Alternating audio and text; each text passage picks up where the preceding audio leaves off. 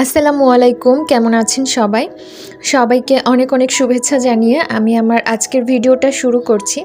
আমি আমার আজকের ভিডিওতে এমন একটা রেসিপি আপনাদের সাথে শেয়ার করব, যেটা আপনারা বাসায় যদি একবার বানিয়ে খান তাহলে এর স্বাদ কখনো ভুলতে পারবেন না। আর বাসার সব মেম্বারদের প্রশংসা অর্জন করতে পারবেন একদমই সহজে। আর যারা অনেক দিন ধরে জ্বর বা ঠান্ডায় ভুগছেন তাদের জন্য তো এই রেসিপিটা একদম ওষুধের মতো কাজ করবে। আপনারা অনেকেই নিশ্চয়ই অবাক হয়ে যাচ্ছেন যে কি এমন রেসিপি যেটা ওষুধের মতো কাজ করবে। হ্যাঁ, সত্যি বলছি, জ্বর ঠান্ডা একদমই পালিয়ে যাবে এই রেসিপিটা যদি আপনারা বাসায় বানিয়ে একবার ট্রাই করেন।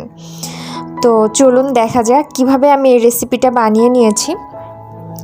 আর এই রেসিপিটা বানাতে কিন্তু খুব বেশি জিনিসও লাগবে না, হাতের কাছে থাকা কিছু উপকরণ দিয়েই এই রেসিপিটা একদম সহজে আপনারা বানিয়ে নিতে পারবেন। আমি এখানে 10-12টার মতো পেঁয়াজ নিয়ে নিয়েছি। আর পেঁয়াজগুলো কিন্তু খোসা ছাড়ানো যাবে না, একদম খোসা সহ পেঁয়াজ নিয়ে নিয়েছি। আর এখানে একটা শুকনো খোলায় আমি পেঁয়াজগুলো প্রথমে ভেজে নিব। আর অবশ্যই খেয়াল রাখতে হবে খোলাটা যেন একদমই শুকনো থাকে, মানে আপনারা যে কড়াইটা ব্যবহার করবেন সেটার মধ্যে কোনো পানি বা তেল কোনো কিছু ব্যবহার করা যাবে না, একদম শুকনো একটা কড়াই হতে হবে। আর পেঁয়াজটাও কিন্তু আগে থেকে ধুয়ে নেওয়া যাবে না। তো এভাবে করে পেঁয়াজটা আমি চুলার আঁচটা একদম কমিয়ে রেখে 15 মিনিটের মতো ভেজে নিব।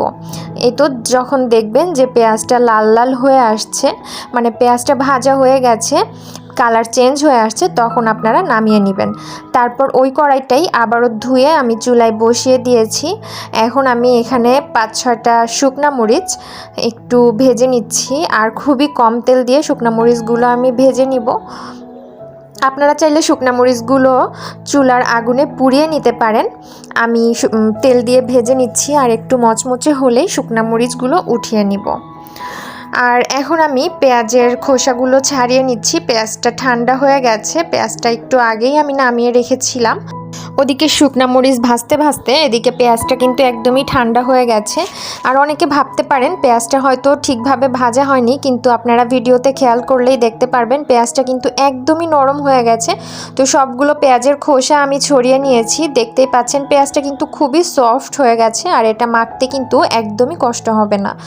আর এদিকে শুকনা মরিচ আমি বোটা সহ ভেজে নিয়েছিলাম। আপনারাও চেষ্টা করবেন শুকনা মরিচটা বোটা সহ ভাজার, তাহলে কিন্তু শুকনা মরিচটা অনেকটা সময় মচমচে থাকবে। এখন আমি সবগুলো শুকনা মরিচের বোটা ছড়িয়ে নিয়েছি আর পরিমাণ মতো লবণ দিয়ে দিচ্ছি। তারপর শুকনা মরিচগুলো হাতের সাহায্যে আমি একটু ভেঙে নিচ্ছি। আপনারা চাইলে এখানে গ্লোভস পরে নিতে পারেন, তবে আমার সমস্যা হয় না, আমি গ্লোভস ছাড়াই শুকনা মরিচ ডলতে পারি। তারপর পেঁয়াজগুলো ডলে নিচ্ছি। দেখতেই পাচ্ছেন পেঁয়াজগুলো একদমই সফট হয়ে গেছে। পেঁয়াজগুলো কিন্তু আমার মাখতে কোনো রকম কষ্টই হচ্ছে না। তো এখন সবগুলো পেঁয়াজ আমি খুব ভালোভাবে হাত দিয়ে ডলে নিব।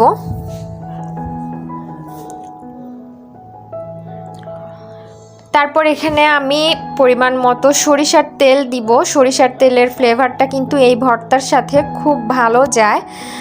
আর এই তো সবগুলো উপকরণ এখন খুব ভালোভাবে মেখে নিলেই তৈরি হয়ে যাবে খুব মজাদার একটা ভর্তা।